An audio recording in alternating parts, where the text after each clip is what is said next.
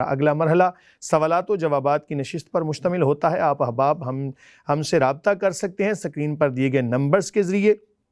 اس کے علاوہ آپ سوشل میڈیا پر بھی ہمیں جوائن کر سکتے ہیں، اپنے سوالات ہمیں بھیج سکتے ہیں۔ آج کے سوالات کی جانب بڑھتے ہیں۔ قاری صاحب، کون سے آج کے سوالات موصول ہوئے؟ آج کا پہلا سوال ایک بہن گجرانوالہ سے پوچھتی ہیں کہ اگر زندگی میں مشکلات سے لڑتے ہوئے کوئی مایوسی کا شکار ہو جائے تو کیا نجومیوں کے پاس جانا چاہیے، یا کسی دست شناس کو ہاتھ دکھانے کے بارے میں ہمارا دین اسلام کیا کہتا ہے؟ رہنمائی فرمائیں۔ بسم اللہ الرحمن الرحیم۔ پہلی بات تو یہ یاد رکھیں کہ زندگی میں مشکلات سے لڑتے ہوئے کوئی مایوسی کا شکار ہو جائے، مایوسی گناہ ہے۔ اللہ تعالیٰ کی رحمت سے نا امید نہیں ہونا چاہیے۔ قرآن مجید فرقان حمید میں ارشاد باری تعالیٰ ہے، لا تقنطوا من رحمت اللہ، اللہ تعالیٰ کی رحمت سے نا امید نہ ہونا۔ تو مایوسی گناہ ہے جی، اس سے بچیں۔ رہی بات یہ کہ اگر مایوس ہو کے تو کوئی نجومیوں کے پاس چلا گیا، اس کو مؤثر حقیقی اگر جانا تو یہ کفر کی حد تک انسان کو پہنچا دیتا ہے۔ حقیقی مالک، حقیقی خالق، حقیقی رازق ہر لحاظ سے اللہ رب العالمین کی ذات ہے۔ جس نے پیدا کیا ہے وہ حالات کو بھی بہتر فرمائے گا۔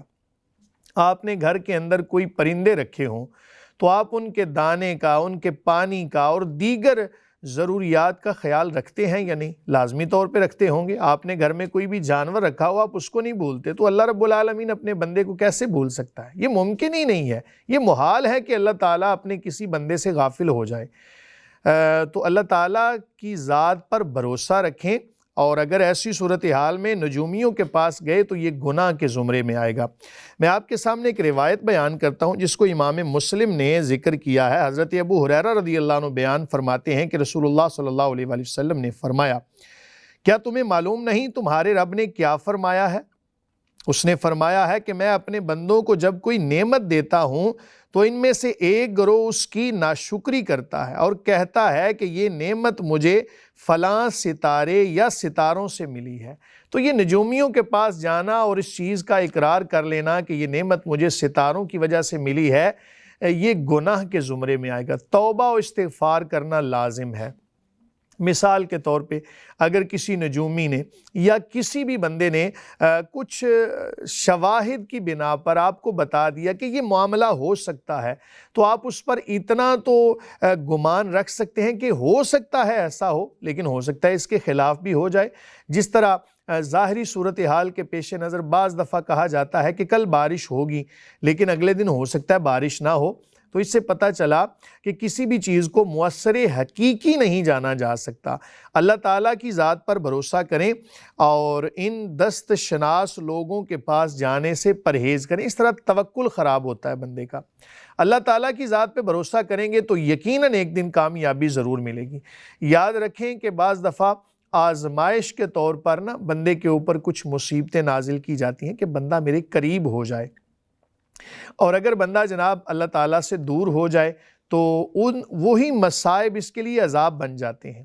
تکلیفیں مصیبتیں ہر انسان پر آتی ہیں، لیکن سوال یہ پیدا ہوتا ہے کہ کون سی تکلیف اللہ تعالیٰ کی طرف سے آزمائش ہے اور کون سی تکلیف عذاب ہے۔ یہ اکثر سوال کیا جاتا ہے۔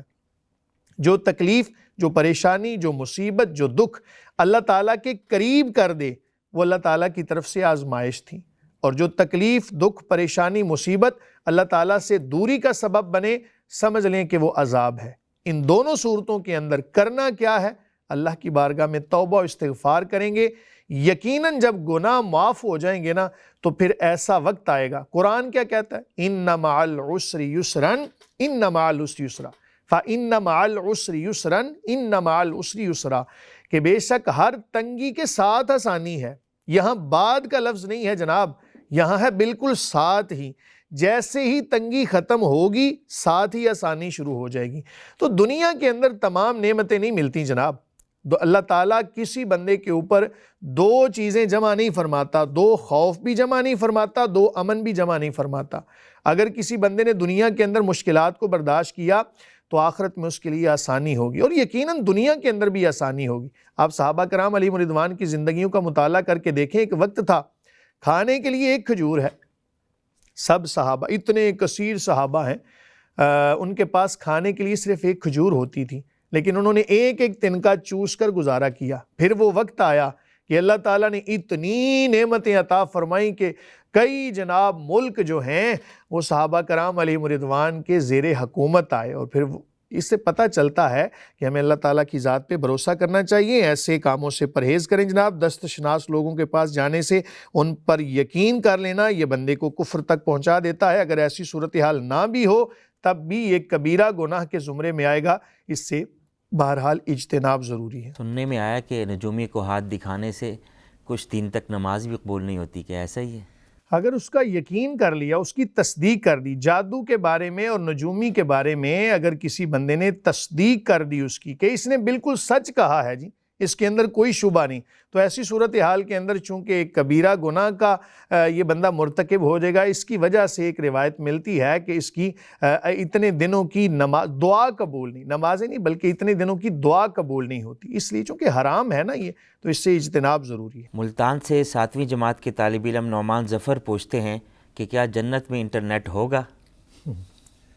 ماشاءاللہ، آج کل کے نوجوان جو ہیں ان کے سوالات کے اوپر یہ میں طنزیہ نہیں ہنس رہا، یہ میں صرف اس وجہ سے ہنس رہا ہوں کہ جناب ہمارے ذہنوں میں دیکھو کیسے کیسے سوالات آتے ہیں۔ اچھی بات ہے، سوالات کرنے چاہیے، میں اس پر کوئی بھی آپ کو جناب جو بھی طالب علم ہے اللہ تعالیٰ بحیثیت مسلمان ہم سب کو ہدایت نصیب فرمائے۔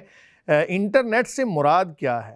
کیا آپ کا مقصد یہ ہے کہ انٹرنیٹ کے ذریعے جنت میں رابطہ ہوگا؟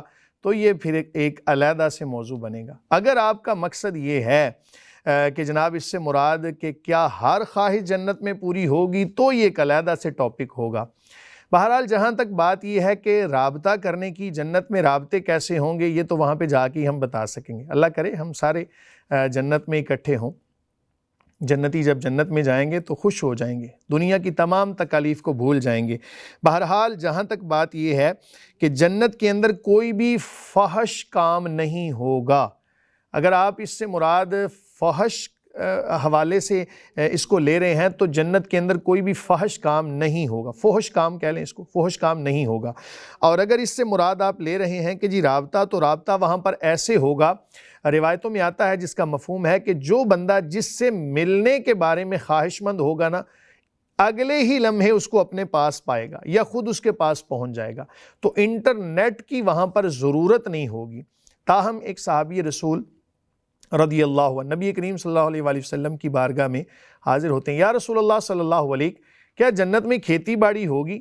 اب یہ سوال بڑا ایک عجیب سا تھا ہمارے لیے، تو نبی کریم صلی اللہ علیہ وآلہ وسلم نے شاید ان صحابی کو نا کوئی کھیتی باڑی سے، ڈیرا وغیرہ بنانے سے کوئی بہت زیادہ کوئی محبت ہوگی، کوئی بہت زیادہ اس جانب رجحان ہوگا۔ بعض لوگوں کے دل میں ہوتا ہے کہ ہم یہاں پہ ہماری کوئی زمین جائیداد نہیں ہے، تو جنت میں کیا ہر خواہش پوری ہوگی؟ تو نبی کریم صلی اللہ علیہ وآلہ وسلم نے فرمایا کہ جنت میں ہر خواہش پوری ہوگی، لیکن وہ خواہش جنتی کوئی ایسی خواہش ہی نہیں کرے گا کہ جو فحش ہو، یا کوئی بھی ایسی چیز اللہ تعالیٰ سے وہ